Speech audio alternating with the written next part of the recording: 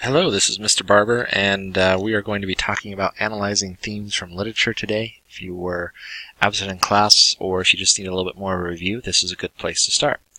So, first of all, let's talk a little bit about what analysis is. And really, analysis just means breaking things down into its parts to see how something works. We analyze lots of things. We can analyze problems. We can analyze sports. We can look at a sports play and break it down to see why it worked or it didn't work. But we can also do this academically with literature.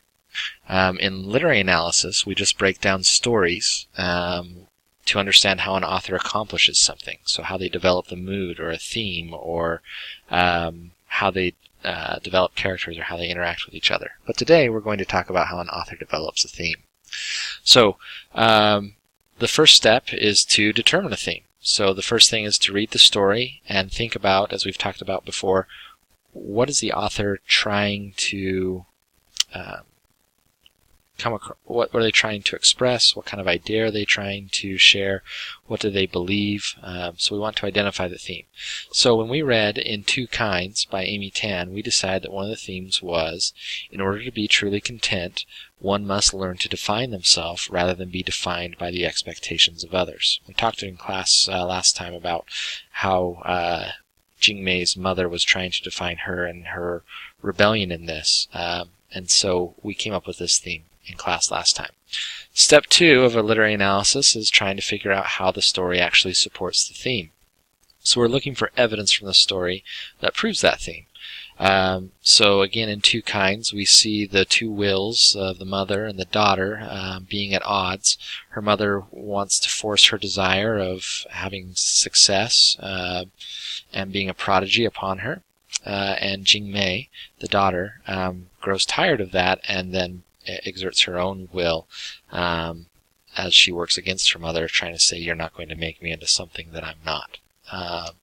So there's lots of evidence from the story that supports this theme. If we listed it, we could obviously look at how Jing Mei does not want to learn to play the piano because her mother wants her to, so she doesn't put effort into it. She performs poorly at the recital.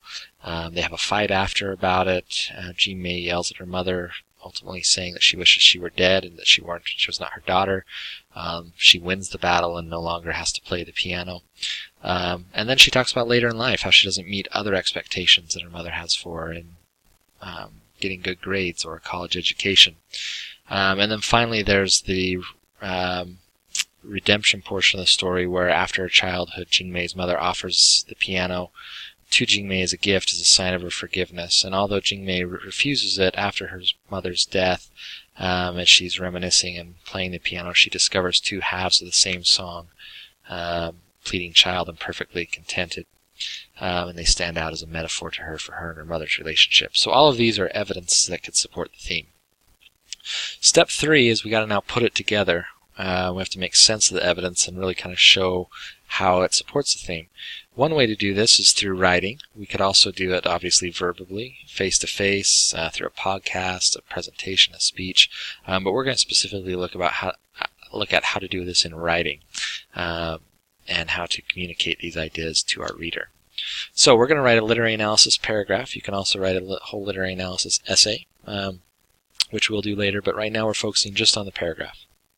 When we're writing this, we really want to start with a very broad focus, and then we'll narrow it as we kind of come into our thesis, or in this case our theme. So we want to start with something big, something that everybody in the whole world can agree with, that we can interest them and they can connect with our writing. So if I were writing this for Two Kinds, I would start up with maybe a hook and a big broad idea of growing up is hard to do. It connects to our theme, really is what the whole story is about, but it's a big general idea that everyone can get behind. After that, we will now want to kind of narrow our idea a little bit more. We want to narrow in this theme, connect the ideas, but be a little bit more specific. So I might say, growing up is hard to do. Relationships that once were harmonious can become difficult to navigate. I'm giving the reader a little bit of clue about what happens in the story, but I'm connecting these two ideas. Growing up is hard to do. One reason is because our relationships change. So we're going to narrow that focus. Next, what we want to do is introduce our reader to our literary work and the author. So now we've given them this big general idea, we've narrowed it down. Now we want to say this is how this story addresses this idea. So an example of that might be, in her story, Two Kinds, Amy Tan explores the struggle children often have to define themselves rather than be defined by those around them. Okay, so that really encapsulates our theme there. So we've introduced the book as well as the theme and how it relates to those previous ideas. Now that we've narrowed our focus, we want to give the reader some background information, or rather we've given them some background information, so now we want to introduce our analysis. So this is a paragraph. We're going to speak generally about what Tan does, and if this were a full paper, we'd go into details in our body paragraph, giving some of the evidence and specifics that we previously talked about. But here's what I might say. In Tan's story, this struggle is highlighted as she explores the battle of wills between the main character, Jing Mei, and her mother. This battle is best understood by examining the motives that drive each character. Then I'm going to talk about some of the motives briefly. The desire of Jing Mei's mother to give her daughter the opportunity that she herself never had is contrasted with Jing Mei's desire for individuality. So we have two contrasting desires here. Jing Mei's mother wants to form her into something great because she never had that opportunity, but Jing Mei wants to be an individual. Together, these two motives shape the theme. And finally, we're going to end our literary analysis paragraph by showing how the ideas connect and support to the theme, and our final paragraph might look like this. Jing Mei's struggle for individuality in her youth and eventual acceptance of her mother's peace offering later in life illustrates Tan's message of the importance to define oneself and be content with one's own path. So in this last sentence, we're really trying to show how the evidence that we just talked about connects to the theme and reiterate the theme at the very end. And that's how you do a literary analysis paragraph. Again, we could now expand this into a whole paper, but we're going to stop here with the paragraph and just practice with this for a few minutes. So what I'd like you to do is give it a try with the following theme that we talked about last time in class as well. That the American dream is less about finding prosperity than it is about finding one's individuality and purpose. So just follow those steps. Start with the big idea everyone can agree with, narrow that idea, introduce the story and author, and talk about how it relates to these ideas and identify the theme.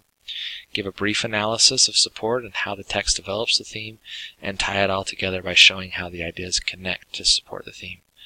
This is a very complex task, and we're going to try this over and over again until we get much better at it. But one of the reasons that we do this is so that you can take these complex ideas, think deeply about them, and then communicate them with others. All right, thanks, and let's give it a try.